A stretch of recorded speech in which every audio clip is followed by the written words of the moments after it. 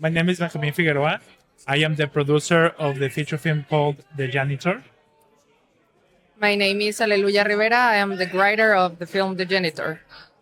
And my name is Mauro Mueller, and I'm the co-director and producer of the Story was based on a childhood experience when I was in the primary school. It was a janitor who was living inside of the school. It was like a separate small place, and the son was studying in my same classroom. So I met this guy. I was curious about his life because it was like a dream to me to live in the school and see the school at night and all that adventure. But one day I just jumped the fence and I see the house and I realized that the house was really small and they have like a really economical problems. It was a public school, and that came to me in the moment that we start to think about the story. It was a janitor, but we want to say something, and I start to remember a lot about that. And also something that is very important to me to say is that I know that taking care of someone that is ill in Mexico is more like a women situation. The women in the family take care of the people that is sick. But I want to have a character who was a man facing the situation of a sickness person or a sickness member of the family, and Ricardo was like that. The character is just there, taking care of the wife. His wife, it's in a difficult situation, and he's just facing that reality. That is something that I want to see in my society, more men taking care of women. What's amazing about him is he's really the character kind of in the film. He has arthritis, so his fingers are kind of bent. He was in a lot of films in Mexico, but never was the main role. He was never the protagonist of a film. Okay. So when we did the film, I think he was already 80. 80 years old. So that was like his first leading role in a film, which was kind of also in a way what we're saying with the film too, because even acting can be sometimes an invisible job.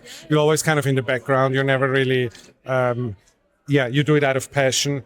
And I think it was a beautiful thing that he got the opportunity to have a leading role with 80 years after doing theater for, 50 years. What's it like working with him? Amazing. He's so excited. He's so excited, yeah.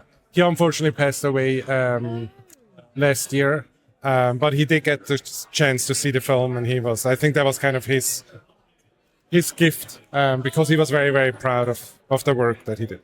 Oh my God. Did you have a screening for him? We did a screening probably like 2 months before he passed away. So, So that's a true gift that you gave it him. was, and he was so happy. He was crying watching the film. So I think that was our satisfaction to be able to screen it for him.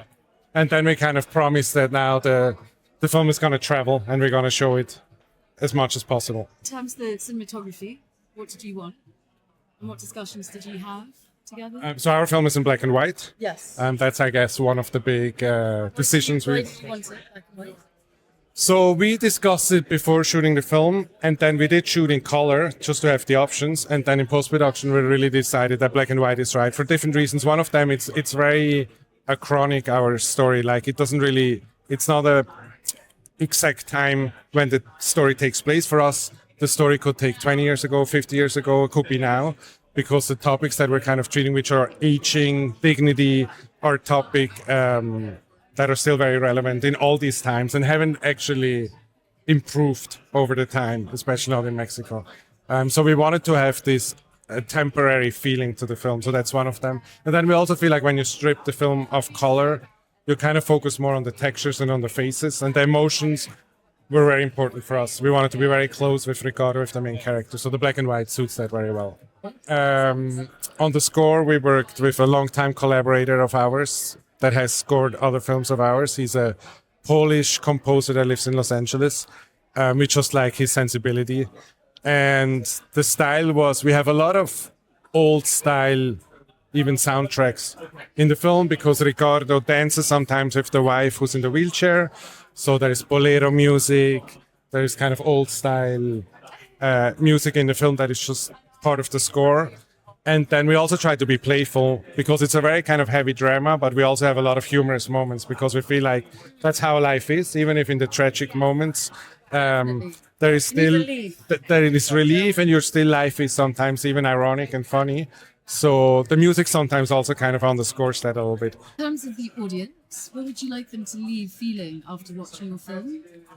Well, it's difficult because it's a story that it's hurtful in so many ways, but it's also the beginning and the end of life, reflected in between the old man and the kids.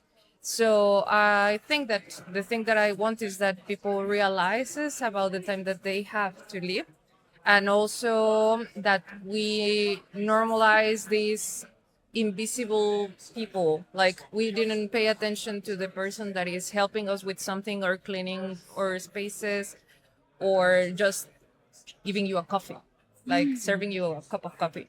So my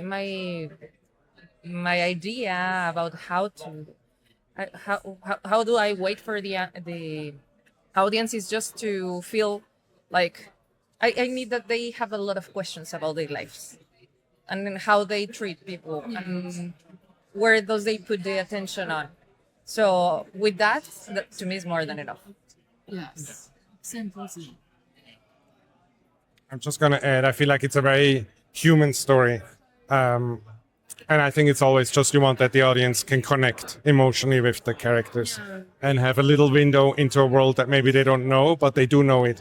They don't know maybe the public school in Mexico and the life of a janitor, but they have been in many situations in life where they have very similar situation wherever they live. So it's kind of a universal story, even though we're very specific about what we're saying. I'm developing another story about a girl inside of a very small society, a religious society that is changing her life because I have been really into the old people or in the old people topic, aging people.